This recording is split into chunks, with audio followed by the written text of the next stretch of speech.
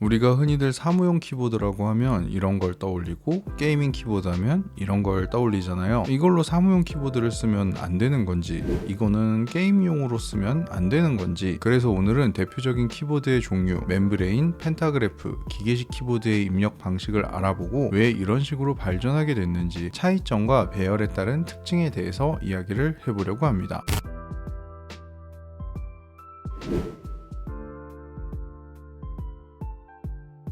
우리가 흔히 가장 많이 볼 수 있는 키보드입니다. 가장 많이 볼 수 있는 이유는 쉬운 제작 방식과 저렴한 단가 때문입니다. 저렴하게는 10,000원에서 20,000원대에도 판매되는 이 멤브레인 키보드의 동작 방식은 러버돔이라고 불리우는 고무로 만든 동그란 돔 형태의 끝에 접점을 달아서 이 접점이 아래의 기판을 누르면 키가 입력되는 방식입니다. 아래에 PCB를 깔고 그 위에 키 위치에 맞춘 러버돔이 여러 개 있는 한 장의 고무를 덮는 구조입니다. 멤브레인의 뜻이 막이라는 뜻이거든요. 이렇게 덮는 막 형태의 키보드이기 때문에 멤브레인 키보드라고 불리우게 됩니다. 멤브레인 키보드의 장점은 첫 번째, 구조가 간단해서 제작도 용이하고 제작 단가가 낮습니다. 우리가 흔히 가장 많이 볼 수 있는 키보드인 이유가 여기에 있죠. 두 번째, 고무로 된 막 때문에 의외로 방수 방진 성능이 괜찮습니다. 반대로 단점은 첫 번째, 고무라는 소재로 인한 내구성 문제가 있습니다. 오랫동안 사용하게 되면 러버돔 형태가 변하거나 찢어지는 경우가 발생하고, 거꾸로 오랫동안 사용하지 않으면 고무의 경화가 일어나 딱딱해지는 문제 또한 발생합니다. 두 번째, 수리 용이성이 떨어집니다. 키 하나만 고장나도 고무 전체의 막을 교체해야 하는 번거로움이 있습니다. 그래서 교체보다는 새 제품을 사는 것이 더 합리적이라고 이야기를 합니다. 펜타그래프 키보드는 흔히 노트북이나 얇은 무선 키보드에 많이 사용됩니다. 멤브레인과 유사한 형태지만 멤브레인의 러버돔처럼 충분한 높이가 되지 않기 때문에 키캡을 고정시키면서 러버돔 주변으로 키캡을 잡아주는 축이 있습니다. 그래서 얇지만 입력감을 줄 수 있게 되는 것이죠. 펜타그래프 키보드는 얇게 제작할 수 있는 점과 블루투스를 결합하여 무선 키보드로 발전되어 왔습니다. 저전력으로 동작 가능한 이 방식은 작은 배터리만으로도 몇 개월간 사용이 가능합니다. 입력 도구라는 기능적인 부분에서 새로운 기술들을 더해 키보드가 할 수 있는 영역을 꾸준히 더 확장해 나가고 있기도 합니다. 장점은 첫 번째, 노트북, 휴대용 키보드 등 작고 얇은 설계가 가능하고 무선 블루투스 기술과 합쳐지면서 다양하게 활용하기에 좋아졌습니다. 두 번째, 입력하는 소리가 크지 않아서 사무용으로 쓰기에 적합합니다.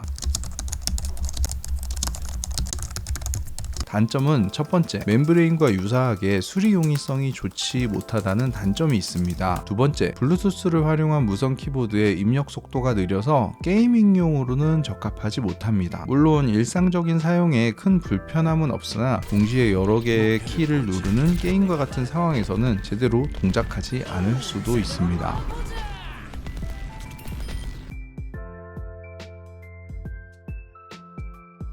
기계식 키보드는 독일의 체리라는 회사에서 만든 기계식 스위치를 사용한 키보드가 그 시작입니다. PCB 기판 위에 스위치를 꽂아서 사용하는 방식으로 하우징 안에 스템이 움직이면 접점을 인식하여 동작하는 방식입니다. 과거에는 기계식 키보드 하면 비싸다라는 인식이 있었는데 체리사의 기계식 스위치가 독점적인 특허를 갖고 있었기 때문입니다. 2014년을 기준으로 체리사의 특허가 만료되었고, 이때부터 여러 회사들이 저렴한 가격으로 기계식 스위치와 키보드들을 다양하게 출시하고 있어 합리적인 가격으로도 다양한 기계식 키보드를 접할 수 있습니다. 기계식 키보드 하면 흔히들 게이밍 키보드라고 생각하는 분들이 많을 텐데, 이는 기계식 키보드의 장점이 게이밍에 적합하기 때문입니다. 기계식 키보드의 장점은 첫 번째, 스위치의 색깔에 따라서 다른 특성을 갖고 있긴 하나 대체적으로 입력할 때에 명확한 구분감을 줍니다.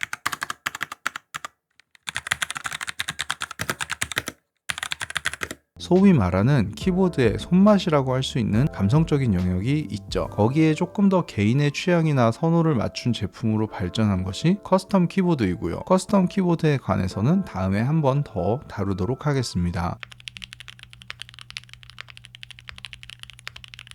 두 번째, 입력 속도가 앞서 소개한 두 키보드에 비해 월등히 빠릅니다. 세 번째, 내구성이 좋아서 고장이 적고 수명이 더 깁니다. 고장이 나도 스위치의 문제인 경우는 스위치만 교체해주면 돼서 수리 용이성도 좋은 편이고요.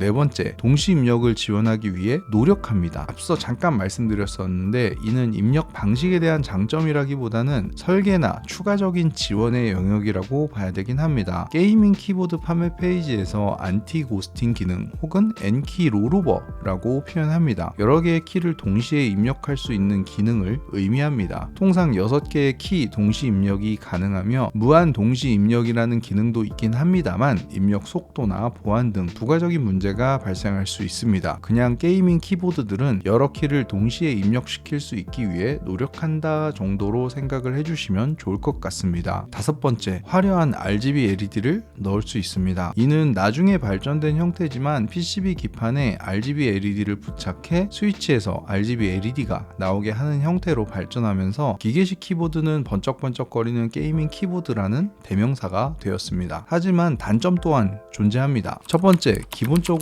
키 입력에 따른 소음이 있습니다. 물론 저소음 적축이라는 소음을 최소화한 스위치도 있긴 하나 앞서 소개한 방식들보다는 소음이 좀 있는 편이기 때문에 업무용으로 사무 환경에서 쓰기에 적합하지 못한 부분이 있습니다. 둘째, 상대적으로 구조가 복잡해지면서 키 입력의 품질 편차 또한 있습니다. 키 입력의 품질이 균일하지 못하거나 긴 스위치에 들어가는 스테빌라이저에 잡음 등이 생길 수 있습니다.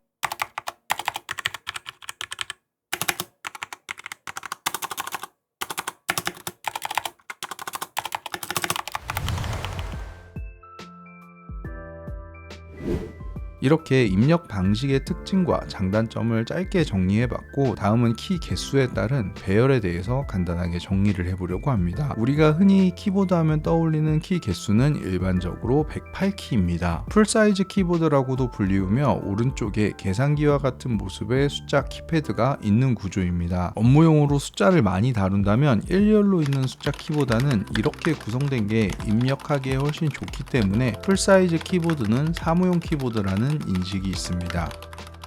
두 번째, 풀사이즈 키보드에서 숫자 키패드를 잘라낸 키보드가 있습니다. 통상 87개 정도의 키를 사용하며 숫자에 10키가 없다고 하여 10키리스 키보드라고도 불리웁니다. 풀사이즈 키보드는 긴 길이를 가지게 되는데 그만큼 손의 이동 동선도 길어지고 숫자 키패드를 잘 쓰지 않는 사람에겐 굳이 필요하지 않은 옵션이기도 합니다. 풀사이즈 키보드와 더불어 가장 대중적인 형태라고 할 수 있죠. 지금부터 등장하는 키 배열은 대중적이라고는 할 수 없지만 최근 들어 많은 분들께 관심을 받는 배열들이에요. 여기서부터는 키의 숫자가 일정하지 않기 때문에 퍼센테이지라는 단위를 붙여서 이야기를 합니다. 세 번째, 75% 배열이라고 지칭하며 통상 78키 정도를 사용합니다. 쉽게 보면 텐키리스의 오른쪽 윗부분을 더 줄인 방식이라고 할 수 있습니다. 없어진 키들은 펑션 키와 특정 키를 입력하는 방식으로 변경됩니다. 펑션 키를 조합해서 사용한다는 것은 하나의 프로세스가 더 생기는 것이기 때문에 효율성만을 생각하면 사실 번거로운 일이거든요. 그럼에도 불구하고 작은 키 배열들이 관심받게 된 부분에는 디자인이 큰 몫을 하지 않았나 생각됩니다. 키 배열이 줄면서 색다른 디자인과 배열도 가능하게 된 것이죠. 또 실제로 사용해보니 자주 쓰는 키가 아니면 굳이 구색 갖추기처럼 키가 있을 필요가 없다는 것을 느끼는 사용자들이 늘어나면서 작은 키보드들에 대한 수요도 계속 늘어나고 있습니다. 넷째로 65% 배열로 75%에서 F열을 없앤 키 배열입니다. F키는 펑션 플러스 숫자 키로 대체하는 방식이죠.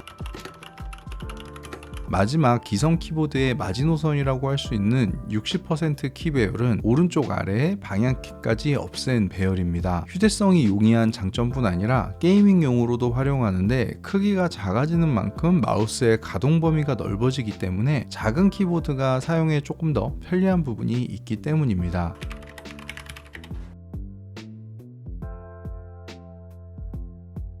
저는 개인적으로 기계식 키보드를 좋아합니다. 제 입맛대로 스위치도 바꾸고 보강판도 바꾸고 키캡도 바꾸면서 늘 새로운 키보드를 쓰는 듯한 경험을 할 수 있기 때문이에요. 하지만 멤브레인이나 펜타그래프 방식이 나쁘다고 생각하지도 않습니다. 기계식 키보드를 사용하는 입장에서는 대기업의 이런 신기술들이 굉장히 부럽기도 하니까요. 컴퓨터 데스크를 꾸미기 좋아하고 키보드를 좋아하는 사람으로서 여러분도 키보드를 매일 사용하고 계시다면 다양한 키보드를 키보드를 만져보고 투자해보면서 본인에게 잘 맞는 키보드를 찾아보는 건 어떨까요? 이게 의외로 업무에 효율성을 줄 수도 있고 게임의 능력치를 조금 더 향상시켜 줄 수도 있거든요. 자, 오늘 영상은 여기서 마무리하도록 하겠습니다.